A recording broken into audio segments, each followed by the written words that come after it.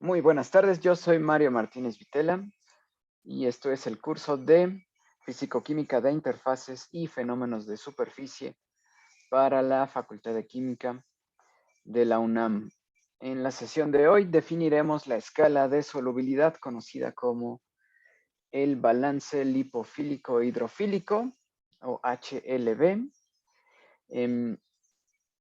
Recorreremos los conceptos también de la hidrofobicidad en términos de la concentración micelar crítica. Y bien, en sesiones pasadas ya definimos lo que es un tensoactivo en términos de una región hidrofílica y una región hidrofóbica y que podemos caracterizar a ese material de acuerdo a la carga que tenga en la llamada cabeza de esta molécula anfifila. ¿Okay? Y la característica principal de este tipo de tensoactivos o moléculas es que a muy bajas concentraciones disminuyen la tensión superficial del agua en gran medida. ¿Okay? Repasamos algunos de los materiales más usados, como el dodecil benzensulfonato de sodio, el lauril sulfato de sodio, el lauril éter sulfato de sodio y algunos ejemplos de tensoactivos catiónicos, como las sales de amonio, etc.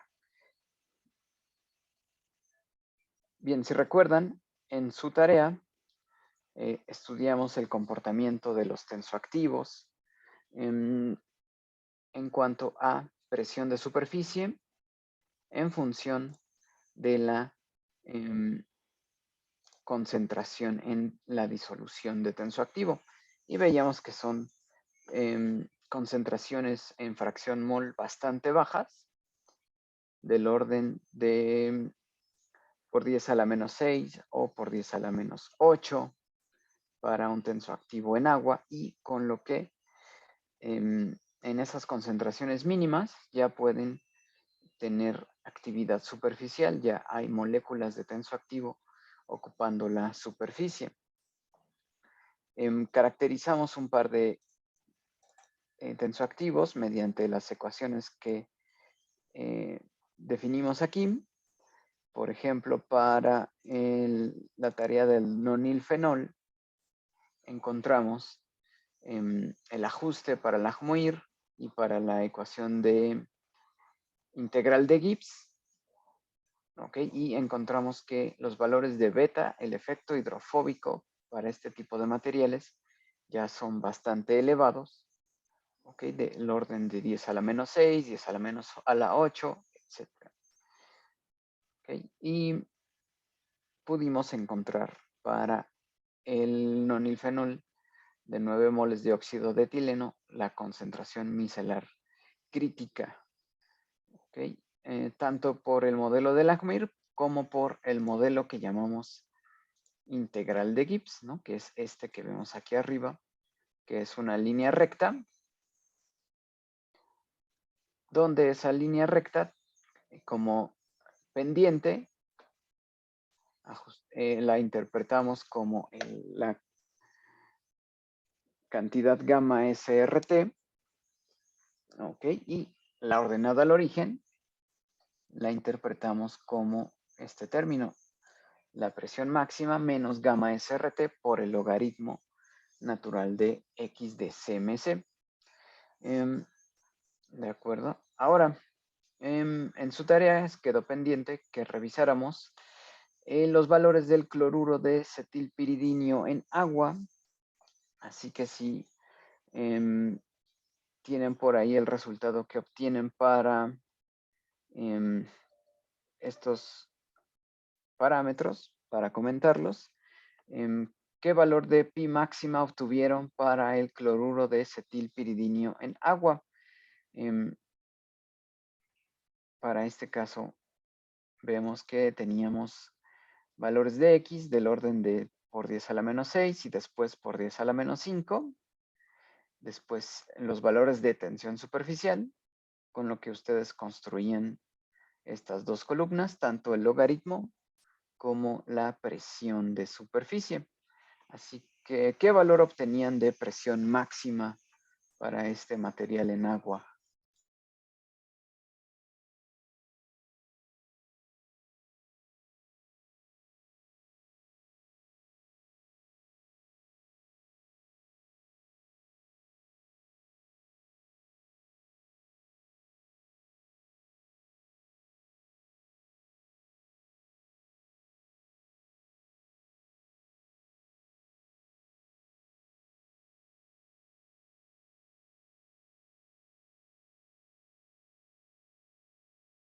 A mí me dio 27.3. Ok. Bueno, Brandon nos dice en el chat 26.7. Edgardo nos dice 26.89. Bien, de acuerdo a los datos que tenemos aquí en la tabla, podríamos pensar que ese valor de pi máxima se toma a partir de los últimos 4, que es cuando se estabiliza, en este caso la tensión superficial, y estos 4 valores de pi son los que tomaríamos para calcular ese pi máxima. ¿De acuerdo? Ok. ¿Qué valor obtuvieron de gamma SRT? 12. Ok. Lo cual, pues, no es descabellado.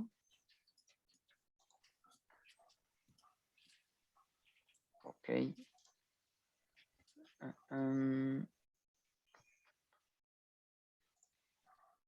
Y para beta, ¿qué valor obtuvieron para el cetilpiridinio?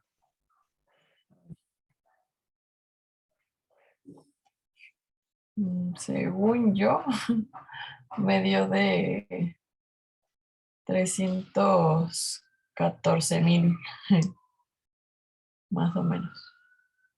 314,000, o sea, como beta es algo de por 10 a la 6.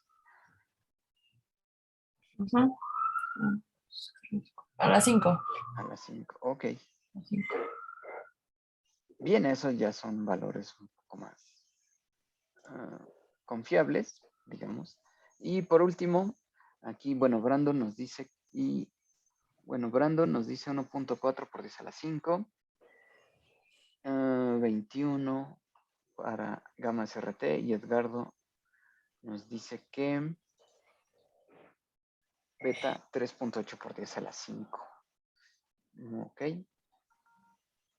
Bien.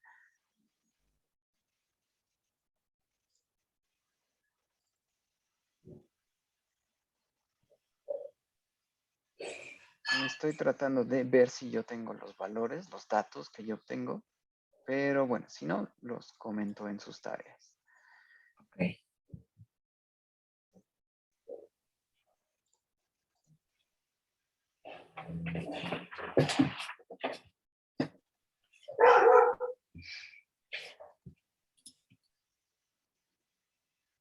Bueno, en sí tienen que estar en ese orden, ¿no?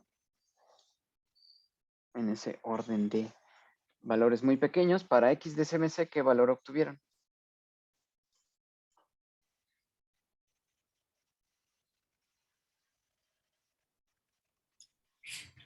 Por el método de Gibbs, me da de 1.92 por 10 a la menos 5. Y por Langmuir me da de 2.6 por 10 a la menos 5. Ok, claro. Si vemos esos datos que nos comparten, están en esta región, ¿no? Por 2 puntos Sí, algo por 10 a la menos 5, ¿no? Ahora aquí está la CMC. sí. Ok. También Yarel nos dice 1.8 por 10 a la menos 5. 1.81. Bueno, eso depende de qué valor tomaron como el último para trazar la recta, ¿no? Pero vean que debe estar en alrededor de 2 por 10 a la menos 5. Ok. Bueno, esa era su tarea. Ahora vamos a irnos a algo que les quería comentar sobre los catálogos de los tensoactivos. Y así que voy a ir a esa presentación. Ok.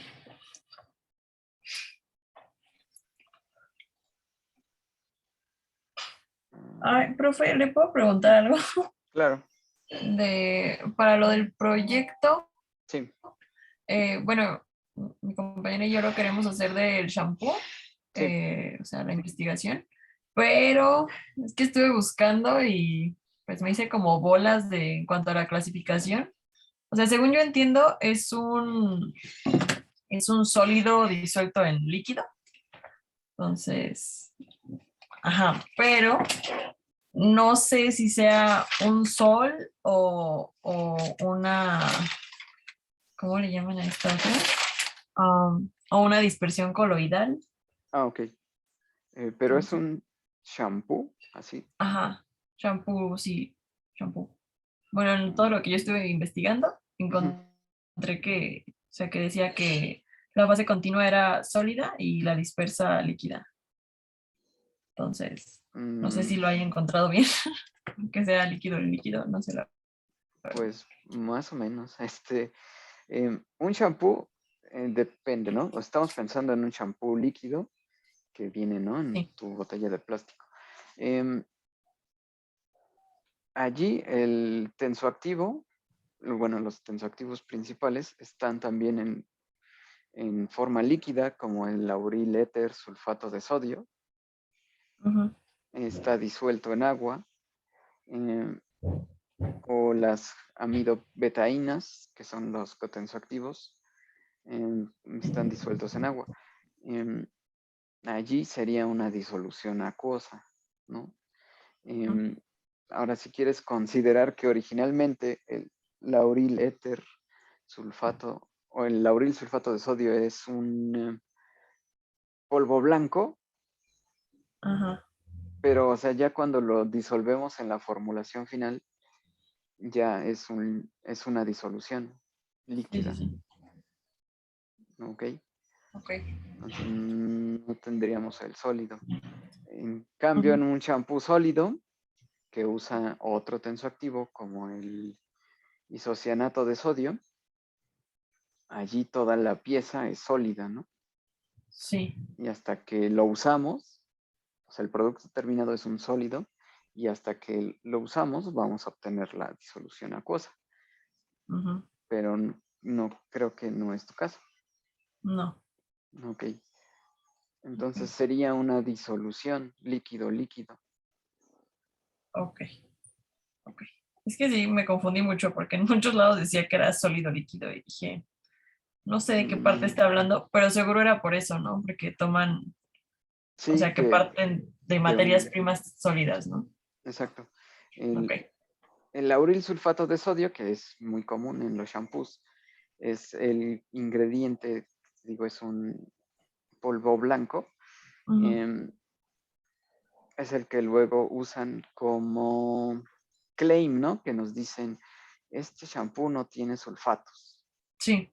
Es porque es una formulación sin el lauril sulfato de sodio, que es un detergente muy efectivo, tan efectivo que disuelve, ¿no? Los aceites No sé qué sé. Ajá. del cuero capilar. Em, ¿Qué iba a decir? Bueno, entonces, pues sí sería una disolución eh, líquido-líquido. Por ejemplo, aquí en esta tabla no tenemos un shampoo, pero es un multipropósito. O sea, es lo mismo, pero se usa para trapear en vez de para lavar la cabeza, ¿no? Ah, Em, y les quería comentar sobre vean, tenemos, como habíamos visto, el grupo de tensoactivos, distintas familias, dependiendo de cuán específica sea la aplicación que necesitemos. Después los builders, que son o secuestrantes, puede ser ajustar el pH o para atrapar iones de magnesio o de calcio en la disolución. Después vienen los hidrótropos, que vamos a hablar un poco de ellos hoy. Recuerden que los hidrótropos son promotores de la solubilidad, ¿okay? Como este sulfonato de cumeno, el alcohol, un glicoéter, por ejemplo el 2-butoxietanol, son promotores de la solubilidad. ¿Okay? Bueno, aquí tenemos un limpiador de baño, también tiene builder o secuestrante o ajustador de pH, también ácidos, también como función de ajustar el pH. El solvente, en este caso lo estamos agregando para disolver material que se acumula, ¿no? en las superficies del baño. Por ejemplo, ahora que decíamos del shampoo, ustedes cuando se bañan y salpican parte de la espuma que hacen al activar el shampoo, ¿no? Parte de esa espuma puede que salpique a las paredes, ¿no? O a la puerta del baño. Y tiene apariencia, bueno, de espuma, ¿no? Un sistema con aire disperso en líquido, ¿no? Pero después, si no limpian ese residuo de espuma que queda sobre la pared, cuando ustedes regresen y vean esa espuma que al inicio era una espuma líquida, van a ver una especie de residuo blanco que tiene la forma de espuma, pero ahora está seca, ¿no? Toda el agua que contenía esa espuma se ha evaporado y queda solamente como el esqueleto que ya es sólido, es decir, el tensoactivo con todos los demás ingredientes del shampoo ya no están en disolución acuosa, sino que en esa espuma, en ese residuo que queda pegado en la pared, ustedes verían la mezcla del shampoo, pero ahora como un esqueleto seco, ¿no?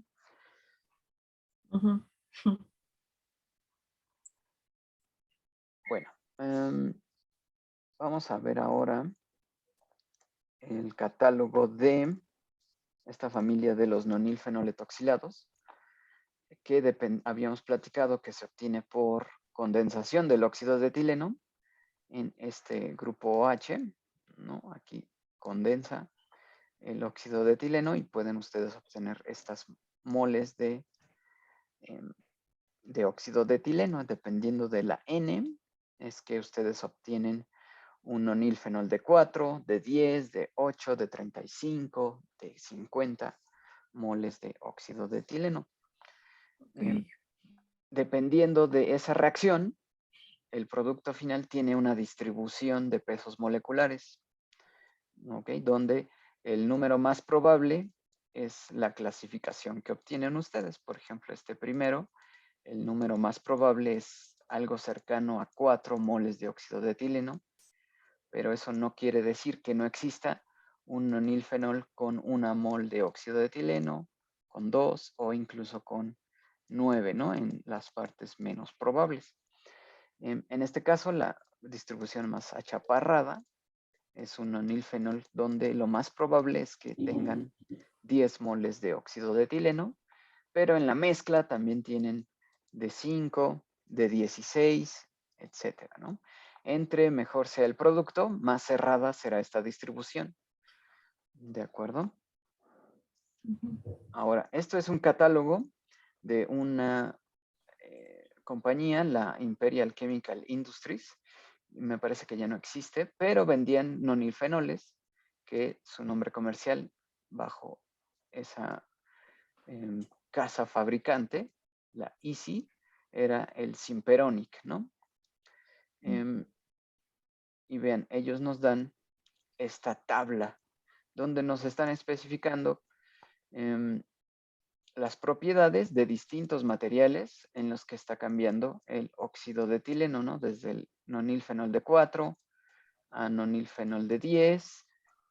Lo voy a cambiar para la siguiente, que son los de nonilfenol de 10, de 12, hasta 50, ¿no? Nonilfenol de 50 moles de óxido de etileno y nos enumeran distintas propiedades. ¿Ok? Vamos a platicar algunas de ellas que son importantes y se aplican en cualquier tensoactivo a los que se enfrenten, ¿no? No solo de los nonilfenol o no solo los etoxilados. Bien, aquí ya está traducida. Entonces vean que en una muestra de este nonilfenol hay un poco de agua, ¿ok? Y después nos describen el color en unidades Hassen. Esas unidades nos dicen qué amarillo es el producto, ¿ok? Así que básicamente todos son como una miel amarilla, ¿no? Este 150 indica un color amarillo ocre. Después, número de hidroxilo es una titulación. Recuerdan que vimos el número de saponificación o el número de ácido. Esta es otra titulación, número de hidroxilo, que nos dice cuántos grupos OH libres hay. ¿Ok? Después tenemos puntos de enturbiamiento. Recuerden que vimos los diagramas temperatura-composición. Y recuerden que a cierta composición aparece una segunda fase en estos materiales. ¿Okay? En este caso nos están reportando que para una disolución de 1% en peso del nonilfenol en volumen de agua, estos primeros 4 materiales no son solubles en agua. ¿Okay? Por eso no tienen punto de enturbiamiento en estas condiciones. Después vemos que para el nonilfenol de 8 ya aparece ya son solubles en agua, por lo que ya pueden tener punto de enturbiamiento. Y vean que conforme aumenta las moles de óxido de etileno, va recorriéndose, ¿no? Lo que veíamos en nuestros diagramas la sesión pasada, que el punto de enturbiamiento se va recorriendo hacia arriba conforme hacemos más hidrofílico al material. Vean aquí con nonilfenol de 9, ya vamos entre 50 grados Celsius, donde aparece una apariencia lechosa, pero lo podemos recorrer hasta, por ejemplo, en el caso de 15 moles de óxido de etileno, ya llega hasta el punto de ebullición del agua, ¿no? Y después en NF20 es soluble en todas proporciones. ¿De acuerdo? Bien, ahora vamos a la siguiente parte de la tabla que dice punto de enturbiamiento, pero ahora con 1% del material en agua, pero ahora está en una disolución con cloruro de sodio. ¿Ok? Y recuerden que hablábamos de una competencia de solubilidad. ¿Ok? Así que esa competencia que presenta el cloruro de sodio con el material hace que se modifiquen los puntos de enturbiamiento. Vean, en este caso en el NF12, el punto de enturbiamiento que estaba como por 80 grados Celsius, es decir, podíamos llevar hasta 80 grados Celsius a este material y seguía en una fase. Ahora con el cloruro de sodio, vean que se compromete esa solubilidad y ahora en 50 grados Celsius ya aparece una segunda fase. Ok, lo mismo para el NF15, que podíamos llevarlo casi al punto de ebullición.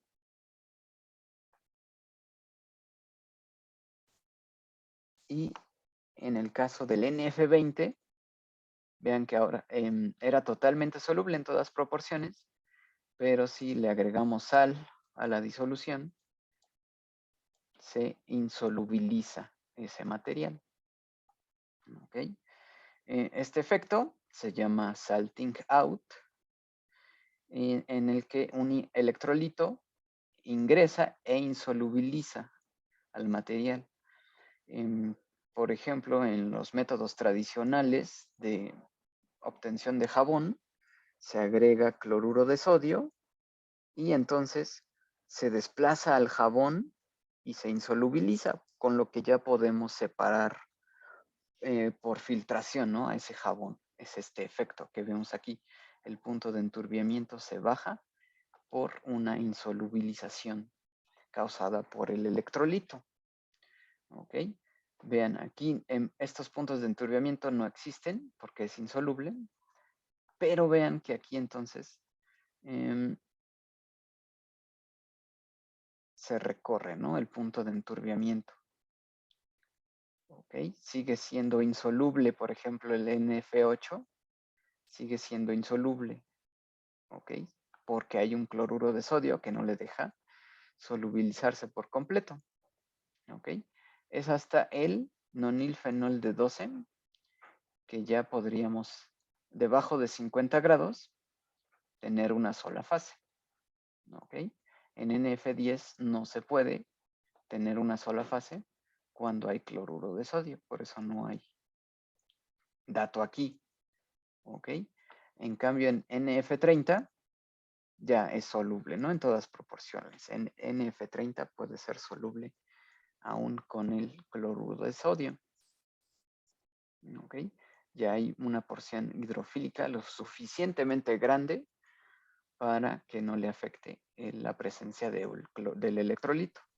Profesor, Sí, por ejemplo, en esas tablas podemos ver que, o sea, están como estos tres datos y antes de eso no era soluble exacto. para nada. Y después de esos datos ya era soluble En todas todo. proporciones. Pero, por ejemplo, en el de abajo, bueno, o sea, si no tuviéramos ninguno, o Ajá. sea, si nos dieran una tabla donde todo está vacío, solo tendríamos que suponer que no es Exacto. soluble. Ok. Sí, ustedes tendrían que suponerlo. Por ejemplo, vámonos al de abajo. Vean, esto es un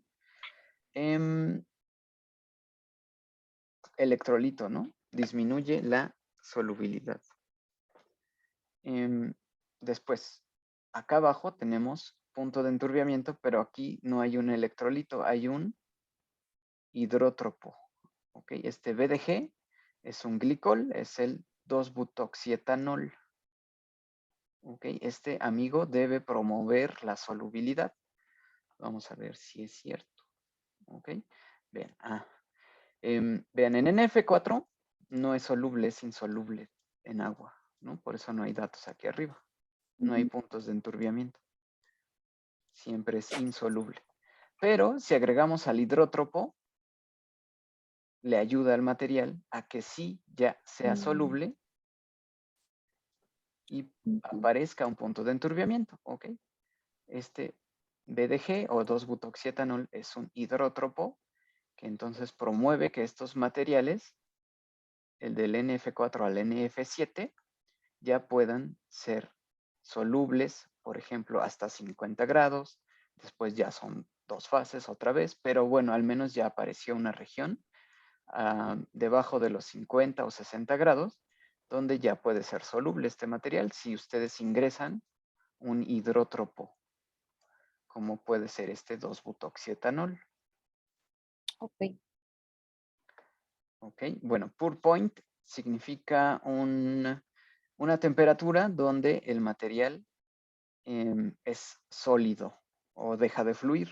Ok, así que en este caso necesitan congelarlo para que deje de fluir, o sea que es líquido, ¿no? En cualquier presentación.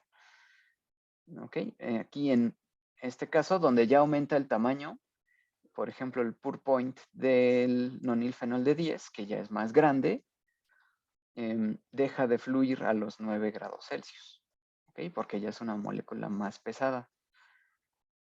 ¿De acuerdo?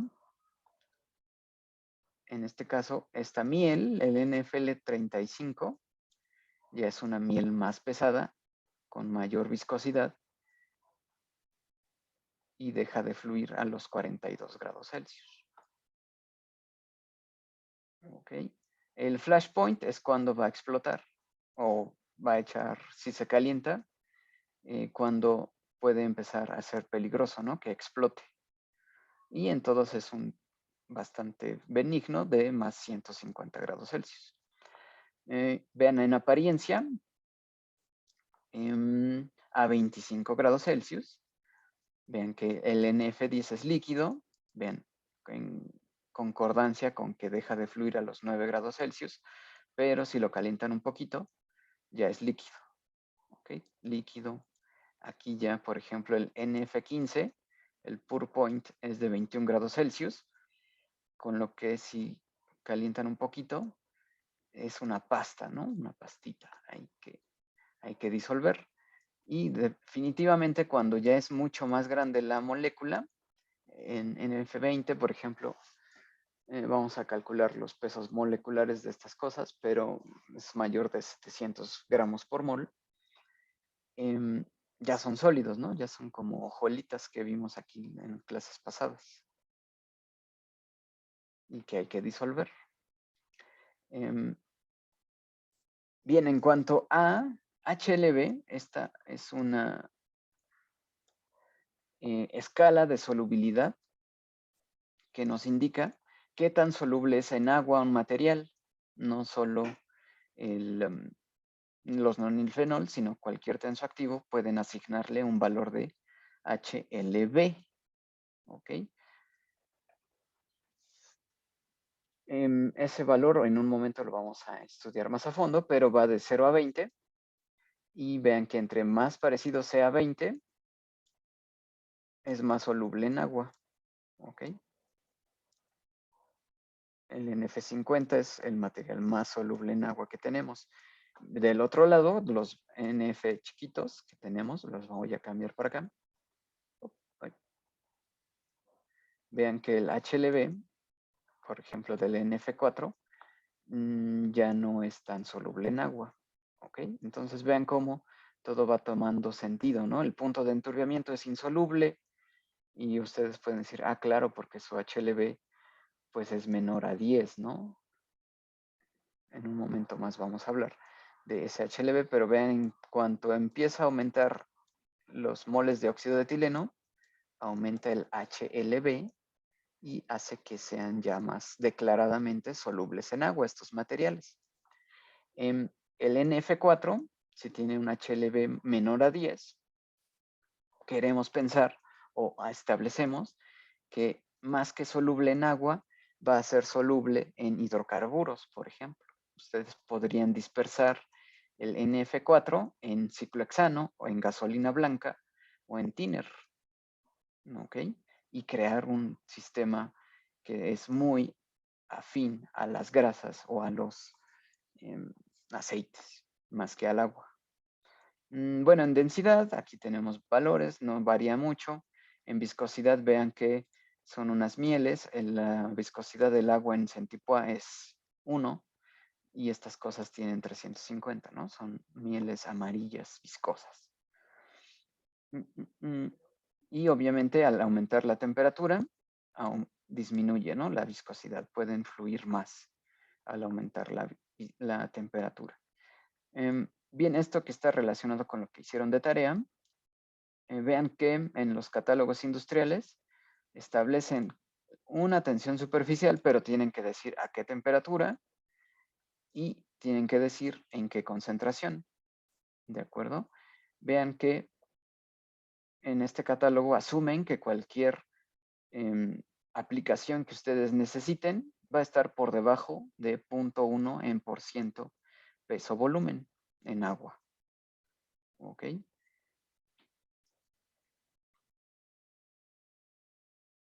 Eso quiere decir que si ustedes tienen 1 litro de agua, necesitan 10 gramos del material, ¿no? En esta primera aplicación. Y con esos 10 gramos en 1 litro de agua, por ejemplo, el NF7 va a presentar una tensión superficial que desde 72 del agua va a bajar hasta 31, ¿no? Entonces ya pues se garantiza la función de bajar la tensión superficial. Y vean que con esos 10 gramos obtienen 31.10, con 1 gramo en 1 litro vuelven a obtener 31.10, 0.1 gramos en 1 litro pueden llegar a 32.6. ¿Okay? Entonces vean que sí se estabiliza, ¿no? La tensión superficial después de cierto valor ya no está cambiando tanto. Ahora, esto es muy interesante, el tiempo de mojado, que aún no sabemos qué es mojado, pero Si recuerdan, en la primera sesión decíamos que íbamos a responder o a refutar la frase de que el agua moja, ¿no? El agua no moja tan bien como debería, hay que echarle un tensoactivo, ¿ok? O un anfifilo. Por ejemplo, aquí este tiempo de mojado está medido, vamos a ver un video en un momento para ver cómo se obtiene este tiempo de mojado y a qué se refiere, pero es sobre un textil, por ejemplo, algodón. Si ustedes recuerdan cuando lavan su ropa o hagan el experimento, si ustedes ponen un trozo de tela, de textil, y lo ponen en contacto con agua, va a pasar cierto tiempo antes de que el agua penetre las fibras de ese textil. ¿Ok? No es inmediato. En cambio, si repiten el experimento en agua con jabón, agua con ya el detergente, van a notar que el tiempo de mojado es mucho menor que con solamente agua. ¿Okay? El agua no moja tan bien como debería. En cambio, si agregamos un nonilfenol de 8, en 12 segundos el textil ya está impregnado del tensoactivo. ¿Ok? Eso lo vamos a ver en la última parte del curso, los tiempos de mojado y cómo los vamos a determinar. Bueno, vemos, hay otra manera de caracterizar a el performance, ¿no? El desempeño de un tensoactivo, y es cuánta espuma genera, ¿no? Este método que se llama de Ross-Miles, usan una columna de vidrio graduada, donde hacen pasar a través de una disolución de tensoactivo, están alimentando aire o algún gas que se tenga a la mano, pero generalmente es aire, y ese aire crea entonces una espuma, ¿no? Al estar en contacto con la disolución se crea una espuma, la cual tiene esta altura, por ejemplo, 78 centímetros para el NF8, ¿ok?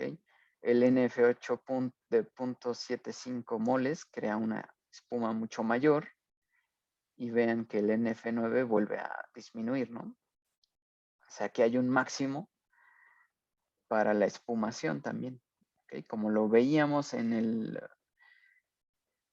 caso del contenido de sal, hay una concentración óptima para obtener una espuma contundente, y también en el caso de los números de moles de óxido de etileno hay una proporción óptima, ¿no? Para obtener una espuma muy alta. Y después se mide, en este método, se mide la espuma inicial y se va, como en su experimento en el que el shampoo va perdiendo líquido, en este experimento pues va perdiendo altura, ¿no? Y se va deshaciendo. Y se reporta, ¿no? La altura final. Entre más cercana sea, pues nos da idea de un mejor desempeño, ¿no? Del tensoactivo como espumante. Por ejemplo, cuando ustedes sirven una cerveza y tiene mucha espuma, quiere decir que es rica en proteínas y tensoactivos naturales, ¿no? Y después de cierto tiempo empieza a disminuir, ¿ok?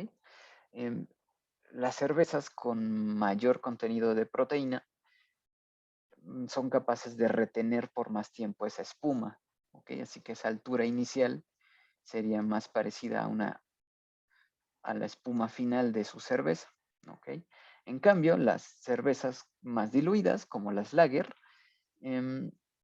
esa espuma no se mantiene tanto tiempo, ¿no? Porque no tiene tantos tensoactivos o proteínas naturales.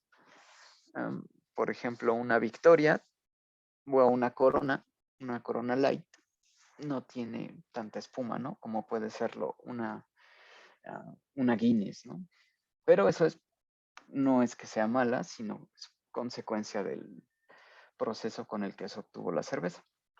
Bueno, entonces este tipo de catálogos vean todos los parámetros que ustedes ya pueden manejar en el caso de que ustedes necesiten una aplicación usando un tensoactivo.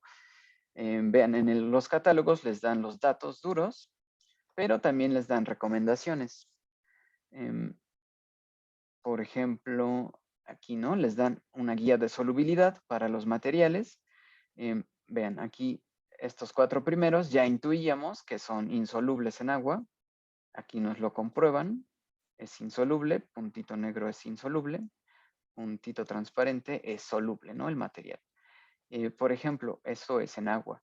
En aceite mineral, aceite de bebé, vean que un tensoactivo de nonilfenol de 4 es soluble en ese aceite. En ese aceite mineral va a ser soluble este nonilfenol de 4 y los demás tensoactivos ya son insolubles. ¿Okay? Por ejemplo, este aceite vegetal, que puede ser de cánula, por ejemplo, vean cómo los nonilfenol más pequeños, o hasta 10, sí son solubles en ese aceite vegetal y son insolubles los tensoactivos más hidrofílicos. ¿Ok? Después tenemos el etanol. El etanol es un anfifilo chiquito, entonces no tiene problemas para interactuar con cualquier número de moles de óxido de etileno. Lo mismo el glicoéter, como el 2-butoxietanol y los demás ejemplos que tenemos aquí. Profe, Sí. ¿cómo es que hay 8.75 y 9.75? Ah, ok. Tiene que ver con la distribución que veíamos, ¿no? Lo voy a pintar aquí de este lado izquierdo. Teníamos una distribución de pesos moleculares, ¿no? En nuestro nonilfenol. Esto es porcentaje en peso, ¿no? Y esto es óxidos de etileno, ¿no? En el eje chiquito, en el eje de abajo. Entonces, en un F4 es muy clara o muy cerrada la distribución, ¿no? Entonces, este tiene 4 moles de óxido de etileno. Ok. En cambio, si tenemos un 875, quiere decir que está muy abierta la distribución. Ok. ¿Ok? Y el promedio, el punto máximo de esa distribución no está en 8 ni en 9, sino en 8.75. Ah, ok, gracias. Eso quiere decir que hay nonilfenol de 8 en ese producto terminado, en este. Hay nonilfenol de 8, de 7, de 6, de 5 y de 4, pero tiende a parecerse más al de 9, ¿no? Está en ese punto medio, esa distribución. Esa distribución se obtiene mediante cromatografía de gases, por ejemplo, para que nos diga Ok. este espectro. De hecho, olvidé otra vez traer ese espectro. Bueno, pero bueno, se ve así, ¿no? El número más probable. Así, justo Ok. así como aquí lo dibujé, se ve Exactamente igual. igualito. Bueno, pero es por eso. También en este 975 es lo mismo. Hay una distribución donde el número más dominante es un promedio entre el 9 y el 10. Ok, gracias. Vale. Bueno, entonces, si ya sabemos que nuestro material, por ejemplo, es soluble en agua, un nonilfenol de 10 es soluble en agua, pero un nonilfenol de 4 es soluble en aceite de mineral, hay distintas, entonces, aplicaciones. Y nos lo dice el catálogo también. Ustedes en los catálogos modernos, en cualquiera que ustedes encuentren, van a encontrar usos sugeridos para los tensoactivos que les quieran vender. Por ejemplo, este grupo que vimos es insoluble en agua, pues claramente se los van a recomendar para detergentes solubles en aceite o emulsificantes. Es decir, si ustedes necesitan emulsificar un aceite en agua, por ejemplo, pueden usar este tensoactivo. ¿Ok? Y a cierta concentración va a garantizar que ustedes obtengan una sola fase en agua. ¿Ok? En cambio, estos que son desde el nonilfenol de 8 hasta el de 12, bueno, en general son solubles en agua. y se usan como detergentes.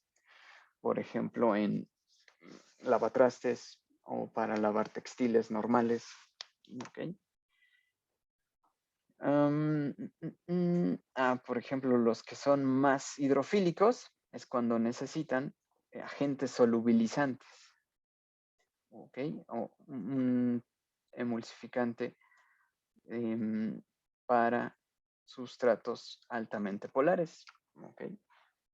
Eso puede ser como ácidos o agua o algún polímero.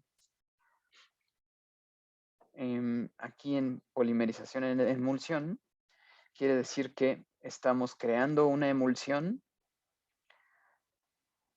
de este material y vamos a usar a las micelas como pequeños reactores. ¿Ok? Entonces, en la polimerización en emulsión, usamos a este tensoactivo para crear una emulsión en la que va a haber micelas, dentro de la cual va a haber una reacción química. ¿Ok? Eso lo vamos a ver en la última parte del curso. Bueno, entonces estos catálogos pues son una simplificación de lo que nosotros estudiamos de esta manera, ¿no? Con nuestros diagramas, ustedes pueden ver claramente. Aquí, por ejemplo, tenemos un diagrama temperatura contra fracción mol de tensoactivo en agua. Vean cómo tenemos una familia de tensoactivos etoxilados. Por ejemplo, aquí hay un C10, es decir, una cadena de 10 carbonos, de 10 CH2. ¿Ok? Y estamos cambiando el carácter hidrofílico. ¿Ok? Estamos aumentando las moles de óxido de etileno en el material. Al aumentar las moles de óxido de etileno, es lo que platicábamos, va aumentando el punto de enturbiamiento. ¿Ok? Es un material cada vez más soluble. ¿Ok? Y lo mismo, ¿no? Si tenemos en vez de C10, tenemos un C12, también es la misma tendencia, ¿no? Va aumentando el punto de enturbiamiento. Ok, ahora, es decir, aquí tenemos dos fases ya, ¿no? Después de la línea de puntos de enturbiamiento, pasamos de una fase a dos fases. Bien, vamos a ver este pequeño video en el que simplemente es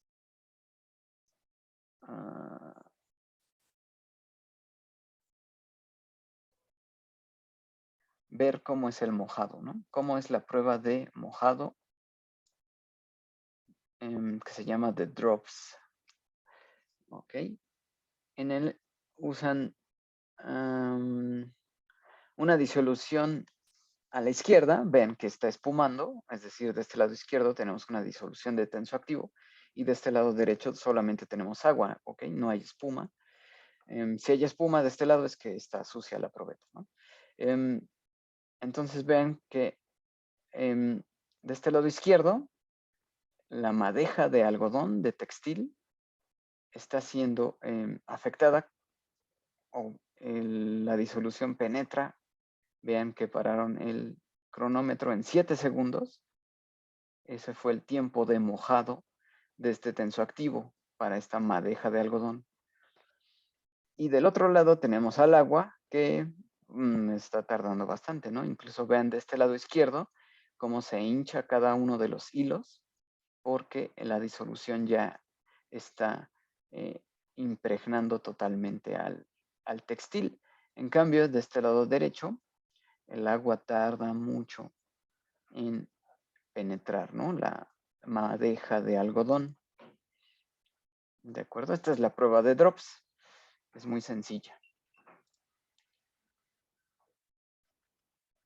Bien, ahora vamos a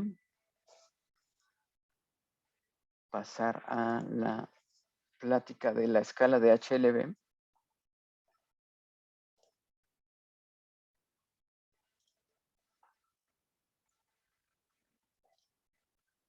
De acuerdo. Bien, ustedes recuerdan que hablábamos para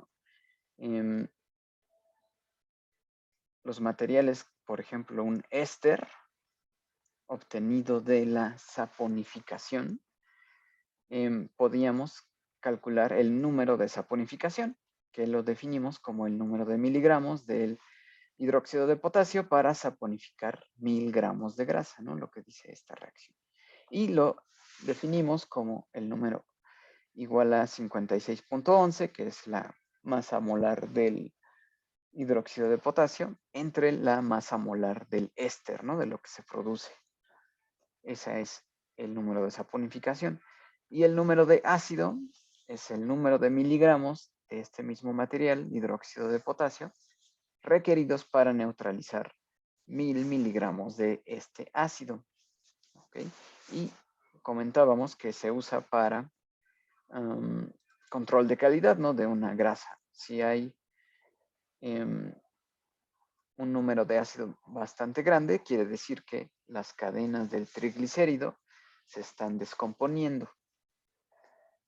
Bien, ahora estos dos números nos van a permitir una primera definición del concepto de HLB. ¿Ok? Bien, el HLB es una escala empírica creada en 1947, ¿okay? Por un ingeniero químico, Griffin, el cual tenía la encomienda de encontrar una manera de clasificar a los tensoactivos, ¿okay? O a los que le llamamos agente emulsificante o agente tensoactivo, ¿no? Todos estos materiales que hemos estado platicando. Así que el Griffin ideó este parámetro, el HLB, que claramente tiene sus desventajas al ser un modelo empírico, deja de lado mucha información, pero todavía se usa, como ustedes pueden ver en muchos catálogos y en aplicaciones prácticas. Es un número que de un momento nos puede dar mucha información. Ven, entonces es una escala que va de 1 a 20, ¿de acuerdo? Y nos está indicando en qué ámbito es más soluble este agente, ¿de acuerdo? Valores de HLB de 1 a 10 indican que es una sustancia preferentemente soluble en aceite. ¿Ok? Después de 10 en adelante, es un agente preferentemente soluble en agua. ¿De acuerdo? Esta escala HLB nos indica, es una guía para saber en qué aplicación podemos usar un agente. Por ejemplo, si queremos emulsificar agua en aceite, debemos buscar, o la escala HLB nos recomienda, buscar un agente que tenga valores de HLB entre 4 a 6. ¿De acuerdo? Por ejemplo, una emulsión tipo agua en aceite puede ser un desmaquillante o un agua micelar donde tenemos un contenido alto en aceite y estamos emulsificando cierto volumen de agua. ¿Ok? Esa emulsificación la provee este agente. ¿Ok? Del otro lado, con valores de HLB mayores, podemos crear emulsiones donde cierta cantidad de aceite sea emulsificada por el agua. ¿Ok? Y, es decir, vamos a mezclar agua y aceite gracias al emulsificante. ¿Ok? Después, valores de HLB de 13 a 15 quiere decir que tenemos detergentes, o de 15 a 18 solubilizantes. Y vean que aquí tenemos cómo está definido el HLB. Es igual a 20. 20 le pareció un buen número. Por 1 menos la relación, el cociente del número de saponificación entre el número de ácido. Okay, esta es nuestra primera definición de HLB, como la definió Griffin. Vean que esto solo serviría si tenemos algo que se obtuvo de la esterificación, ¿no? Si podemos definir un número de saponificación y un ácido, quiere decir que se obtuvo por una esterificación. Vamos a ver si podemos generalizar más el HLB, pero esta es nuestra primera definición. Bien, aquí tenemos, vean que al ser empírica, el HLB debería ser con valores de 1 a 20, pero hay materiales que se pasan de esa escala, ¿no? Como estos que tenemos acá abajo. Estos HLB fueron calculados de una manera distinta. Pero bien, por ejemplo, los spans que vimos cómo se obtienen a partir del sorbitol, y veíamos como su primo etoxilado, los twins, también tienen asignados números de HLB. Okay. Vean cómo un SPAN 85 con un HLB de 1.8 lo preferiríamos usar en formulaciones muy grasosas, donde tengamos gran cantidad de mantecas, de aceites, con poco material de agua. ¿Ok? Ahí serviría un SPAN 85. En cambio, un SPAN 20 puede servir entonces para formulaciones no tan aceitosas, cuando ya tenemos una mayor cantidad de agua en ella. ¿Ok? Vean que los twins, al ser materiales etoxilados, es decir, más hidrofílicos, todos tienen HLB mayor a 10, ¿ok? Porque no solo son spans, vean, del span 80, ¿ok? Con un HLB de 4.3, es decir, preferentemente lo vamos a usar en formulaciones oleosas. Si se etoxila, es decir, lo pasamos para acá, vean que tenemos ahora un HLB de 10, ¿ok? Que nos puede servir para aplicaciones con mayor contenido de agua. ¿Ok? Todos los twins, vean, tienen HLBs que nos indican que son materiales afines al agua. ¿Ok?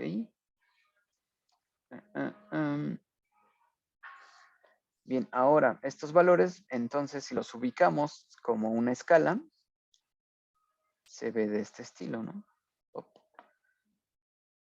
Vean la escala que va de 1 a 20, con la mitad, 10, donde nos divide, ¿no? Los grupos lipofílicos de los grupos hidrofílicos. ¿Ok? Entonces vean que en inglés es hydrophilic, lipophilic balance.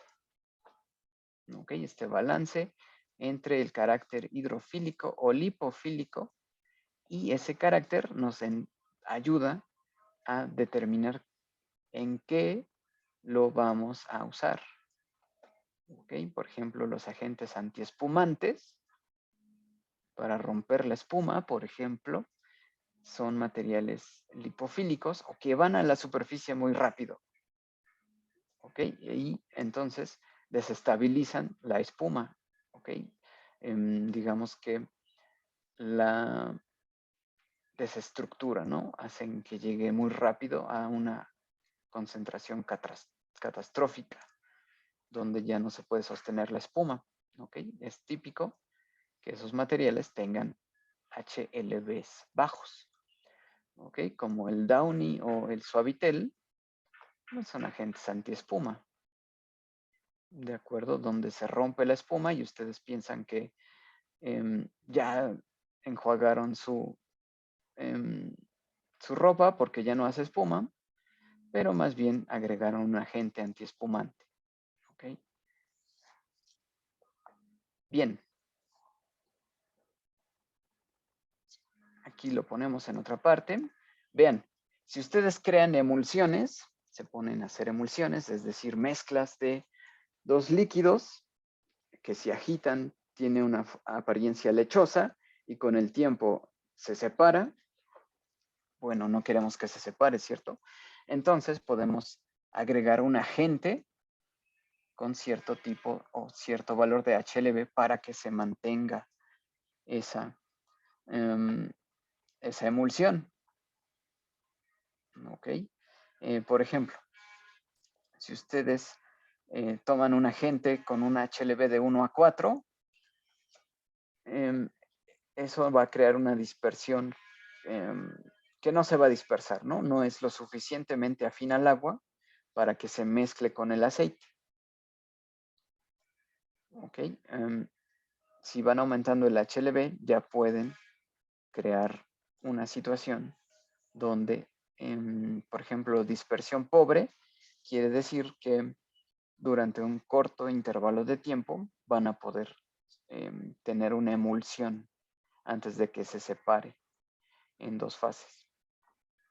Conforme aumenta el HLB, pueden ya tener mejor resultado. Por ejemplo, dispersión lechosa, mientras esté agitándose, va a estar dispersada el agua en el aceite. ¿Ok?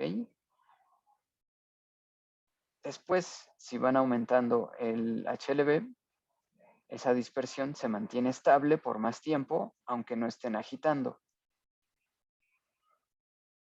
¿Ok? Y si aumentan aún más el HLB, van a poder obtener una dispersión translúcida. ¿Ok? Ya no es lechosa, ya el agente emulsificante ya permite que la disolución, bueno, que se vea como una disolución translúcida. Y en los valores más elevados, de 13 hacia arriba, van a hacer que sus materiales, el material oleoso y el material acuoso, sean totalmente solubles. ¿Ok? A una temperatura que ustedes necesiten.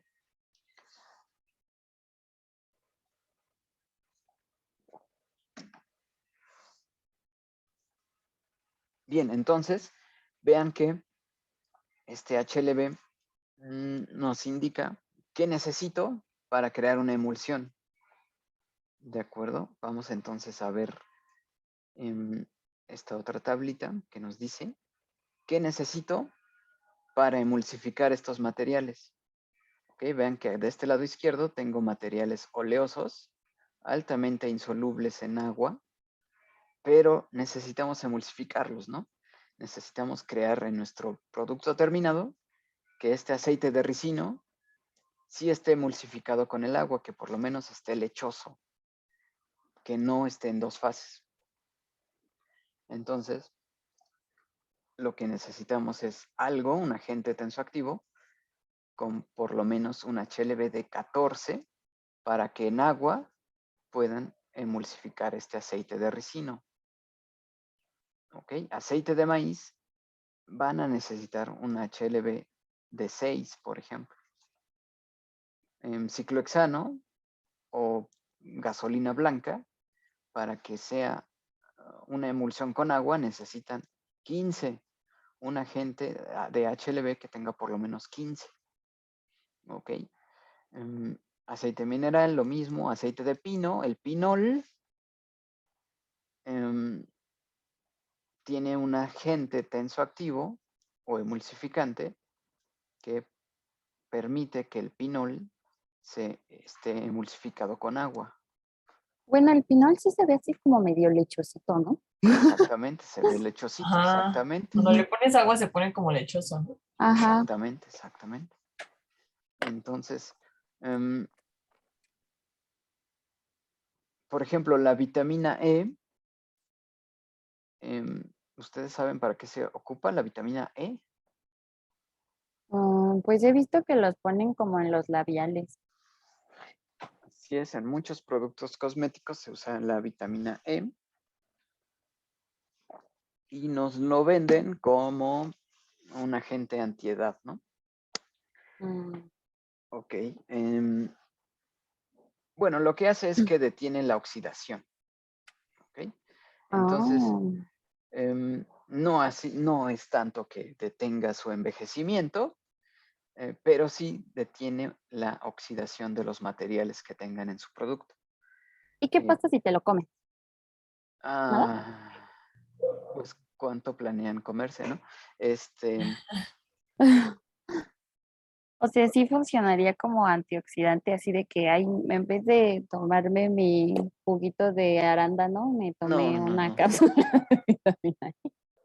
Ok. Y pero se lo podríamos poner, por ejemplo, un aguacate y no se pondría negro. Podría ser. Bueno, es muy caro hacer eso, ¿no? Para salvar tu aguacate, Sí. mejor cuida tu Sí. aguacate, ¿no? Pero, por Le ejemplo, hay ponen aceite de fórmulas. oliva, ¿no? Aceite de oliva puede detener exactamente. También le ponen manteca de cacao a mí, ajá, para que no se oxide el aguacate. Exactamente. Ok. Ujú. Pero bueno, la vitamina E es un agente antioxidante que en formulaciones más complejas que el aguacate, por ejemplo, en los acondicionadores, se usa para que la manteca de karité de nuestro acondicionador no se oxide tan fácil. ¿Ok? Por eso necesitamos vitamina E en nuestra formulación.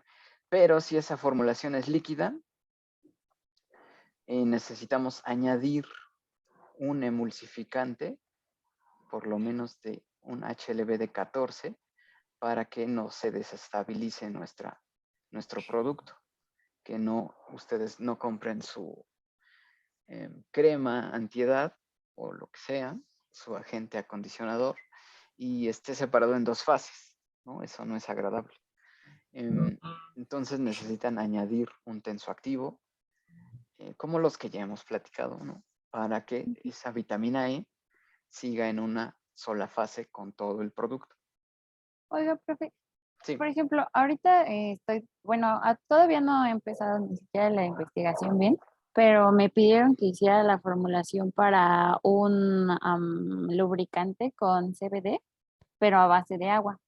Entonces compré yo uno normal porque quería ver así como los ingredientes y a ver si podía como hacerlo como un poco basándome en ese, Sí. pero trae hidróxido de sodio y no sé por qué. Ok. Bien, lo que compraste en sí, ¿qué es? El lubricante. Ok. Bueno, el CBD, o sea, es decir, lo que nos conozcan, el CBD es el cannabidiol, la parte de o sea, la marihuana tiene dos activos, ¿no? El THC, que es el tetrahidrocannabinol, que es el que hace que alucinen. Ese no lo vamos a legalizar, no se emocionen. Pero el CBD es la parte que tiene propiedades calmantes, relajantes, ¿no? Etcétera. Ese sí se usa en medicina. Ese es el que va a ser legal, el CBD, el cannabidiol. Entonces, en esta clase de formulaciones, el CBD pues se usa como activo, ¿no? Está presente en cierta proporción, usualmente pequeña, pero el resto de la formulación, pues como dices, es igual que cualquier otra formulación cosmética o lo que sea, ¿no? Entonces, el hidróxido de sodio seguramente está como agente regulador de pH. Es que también le medí el pH y tiene un pH de 5. Ok. Ya lo tengo aquí. A ver, tiene Sí. glicerina USP, carboximetilcelulosa, Sí. hidróxido de sodio, metilparabeno sódico y agua desionizada. Y el CBD. No, es que este no es el de CBD, o sea, este es Ok, el si tú quieres hacerlo. Ok, normalito, ajá, pero pues el CBD sería como liposoluble exactamente, sí. y este tiene que ser como a base de agua. Pues está interesante. Lo podrías hacer en el LUF. Ay, no llevo luz. No he llevado luz. Bueno, cuando lo lleves podrías proponer ese proyecto. Ok. Bueno, la glicerina y la carboximetilcelulosa son como el vehículo para que tenga cierta consistencia. Y el hidróxido de sodio estoy casi seguro que es para control de pH. Ok. Ok. ¿Y qué más dijiste que tenía? Metilparabeno sodio. Ah, ese es el conservador. Mm, Bueno, ahora está de moda decir que los productos no traen parabenos, ¿no? Pero por la misma razón que los nonilfenol ya no se usan. Pero en el caso de la familia de los parabenos, porque está el metilparabeno, el propilparabeno, ¿no? Es una familia de conservadores, ¿no? Que tienen actividad germicida. No está demostrado tan formalmente que sean perjudiciales, ¿no? Y en la cantidad en la que están en las formulaciones realmente no están, no presentan actividad peligrosa, ¿no? Pero bueno, hay otros conservadores como el fenoxietanol que sí es más agresivo, ¿no? Bueno, entonces en sus formulaciones, volviendo al HLB, pues tienen que tomar en cuenta que están queriendo incorporar para escoger el, el, el emulsificante adecuado. ¿Okay? Bueno, vamos entonces a definir de otra manera el HLB porque esta primera definición de Griffin nos limita a que tenemos que conocer el número de saponificación y el número de ácido del material, ¿ok? Y muchas veces no se cuenta. Bueno, por ahora sustituimos S y A, ¿ok? Se va el 56 arriba y abajo y nos queda que podemos calcular un HLB si conocemos el ácido del cual se obtuvo el material final, que es el éster. ¿Ok? Y en un momento vamos a ver ejemplos. Esta es la segunda definición del HLB que necesitamos. 20 por 1 menos el cociente entre la masa del ácido del cual se obtuvo el material que estamos asumiendo es un éster. ¿De acuerdo? Entonces, vamos a generalizarlo más para que no sea solamente aplicable a un éster. Profe, Sí. el 56.11, ¿ese de dónde salió? Ah, es la masa molar del hidróxido de potasio. Ah, ok. Ok. Bueno, de ahí salió. En la Ok. definición de saponificación y del ácido. Bien, Gracias. entonces, vamos a generalizarlo más este HLB para que no se aplique solo a los ésteres o a los ácidos. Vean, vamos a hacer un 1 conveniente. Este 1 lo voy a convertir a este 1 conveniente. Masa de éster entre masa de éster es 1, ¿no? Menos masa de ácido entre masa de éster. Y entonces, tenemos un común denominador, la masa del éster, ¿ok? Y arriba vamos a tener masa de éster menos masa de ácido. En cuanto veamos las estructuras del ácido y del éster, va a ser más claro que si restamos la masa molar del éster menos la masa molar del ácido, lo que nos queda al ver la molécula es la parte hidrofílica de la molécula. ¿Ok?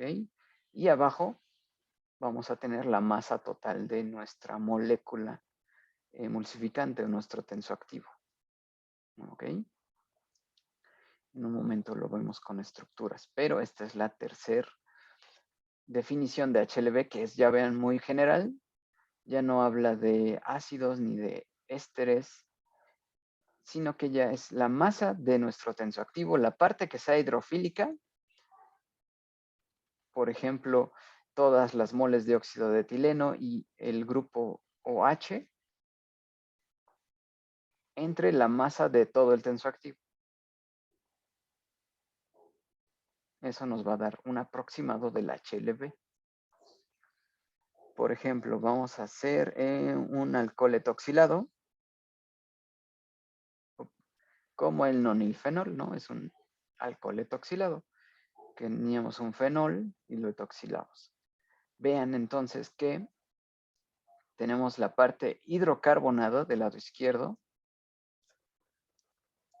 De este lado izquierdo es la parte hidrocarbonada. Y del lado derecho está toda la parte que es afín al agua.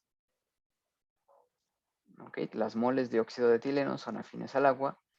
Y este OH, ¿no? Donde condensamos en la molécula original, aquí condensamos las moles de óxido de etileno. Así, si tenemos un alcohol etoxilado, un HLB, por ejemplo, lo podemos calcular encontrando la masa molar de la parte hidrofílica. Y eso lo hacemos multiplicando el número de moles de óxido de etileno por la masa de los moles de óxido de etileno. ¿Ok? Más la masa del OH, que todo esto es afín al agua. Y eso lo dividimos entre la masa total. ¿Ok? Esta es una definición mucho más general, la hidrofílica. Y en el caso de alcoholes etoxilados o partes etoxiladas, pues se encuentra de esta manera.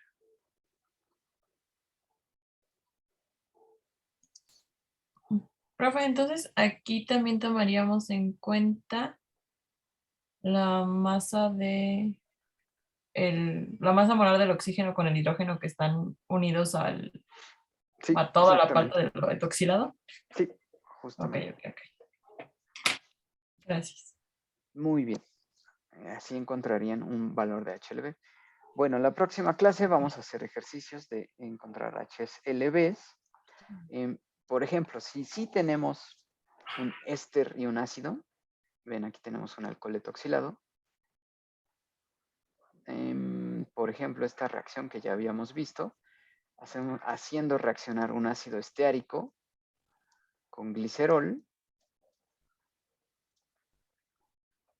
obtenemos un éster. ¿Ok? Este sí es un éster en el que podemos usar esta definición de HLB porque sí hay un material que es el éster y sí lo obtuvimos de un ácido. ¿De acuerdo? Así que les voy a dejar de tarea. Lo voy a poner en Edmodo, pero les voy a dejar de tarea encontrar el HLB de un alcohol etoxilado. Ok, eso lo subo en Edmodo en una asignación. Es algo muy sencillo para que lo discutamos y si tienen dudas lo veamos el próximo miércoles. Muy bien.